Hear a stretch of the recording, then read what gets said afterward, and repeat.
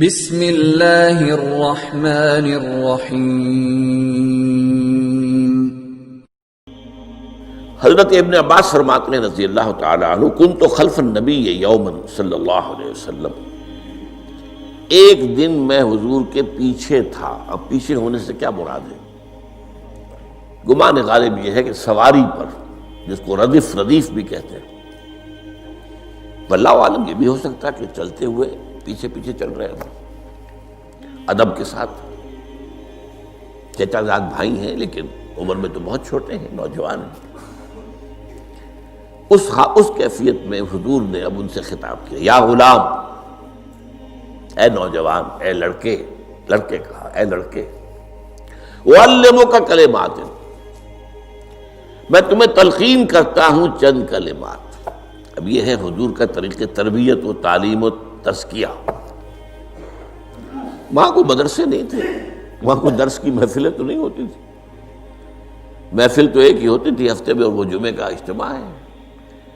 باقی حضور کی صحبت ہے، فجر کی نماز کے بعد بھی آپ بیٹھے ہیں، صحابہ بھی بیٹھ گئے ہیں، کچھ گفتگو ہو رہی ہے، اسی میں تربیت، اسی میں تعلیم، اسی میں تزکیہ۔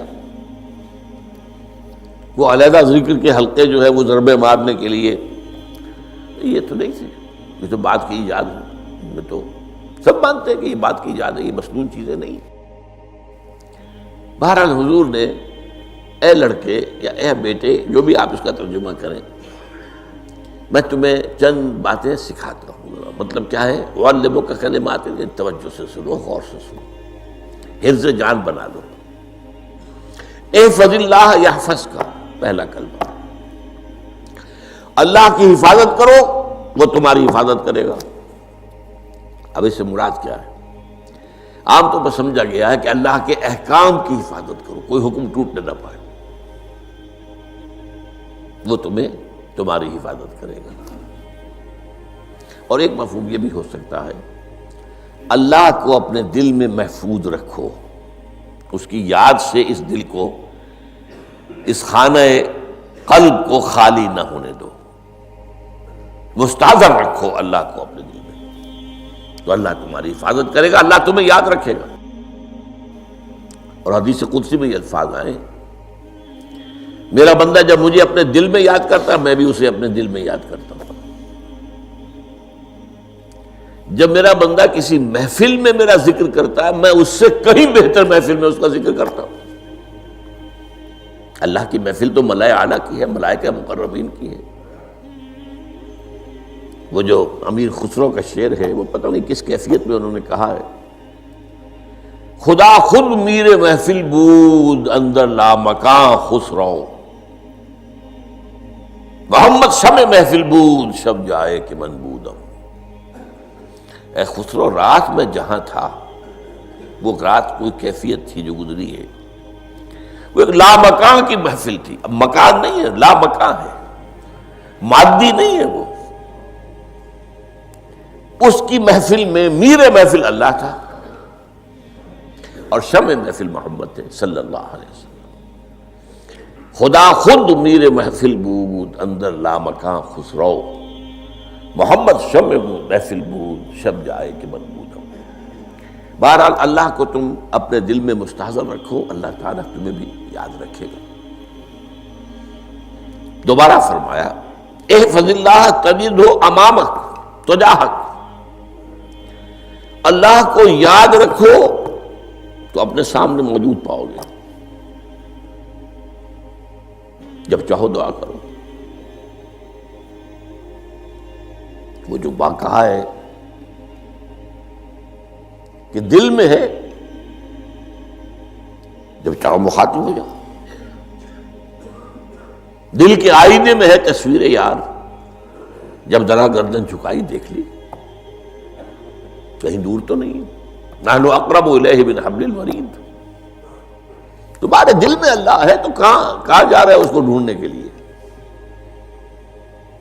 اپنے دل میں۔ وہ جو بے دل نے کہا ہے، ستم استگر ہوست کا شبد کہ بے سیر سر وہ سمندرا، تجھے غنچہ کم نہ دمیدہ در دل کشا بچمندرا۔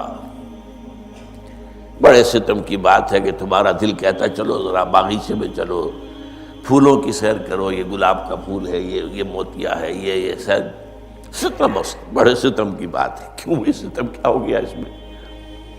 ستم است گر ہوست کشد، تمہاری خواہش تمہیں کھینچتی ہے کہ بے سیر سر و سمندرا، سر و سمن ذرا ان کی سیر کرنے کے لیے آؤ۔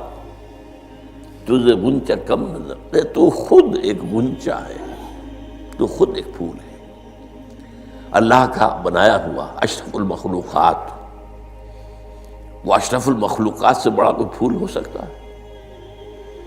تجھے غنچہ کم نہ دمیدہ، در دل کشا، اپنے دل کا دروازہ کھولو، بچمن درا، اس کے اندر جو چمن آباد ہے وہ کیا ہے؟ روح ہے۔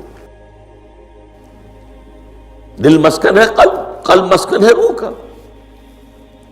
تو احفظ اللہ تجدہ امامک، یا تجاہک، اپنے سامنے موجود پاؤ گے۔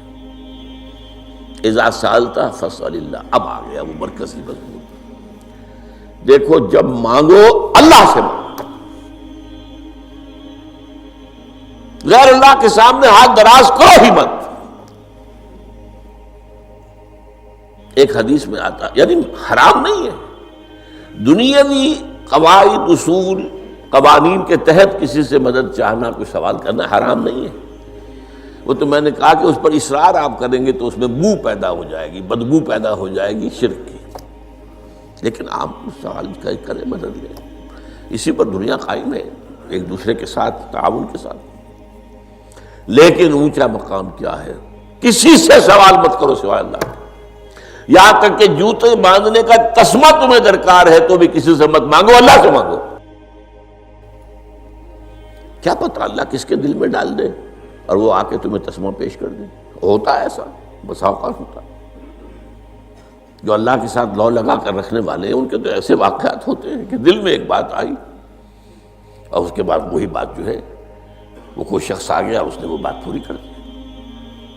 کیونکہ لوگوں کے دل جو ہے وہ تو اللہ کے دو انگلیوں کے مابین جسے چاہتا پھیر دیتا ہے۔ کیا پتہ اللہ کسی فرشتے کو انسانی شکل میں بھیج دے، آتا ہے فرشتہ، آتا ہے انسانی شکل میں، آتا ہے آپ کی تکلیف کو رفع کر دے، آپ کی ضرورت کو پورا کر دے۔ اسی سے مانگو، کسی اور سے مانگو۔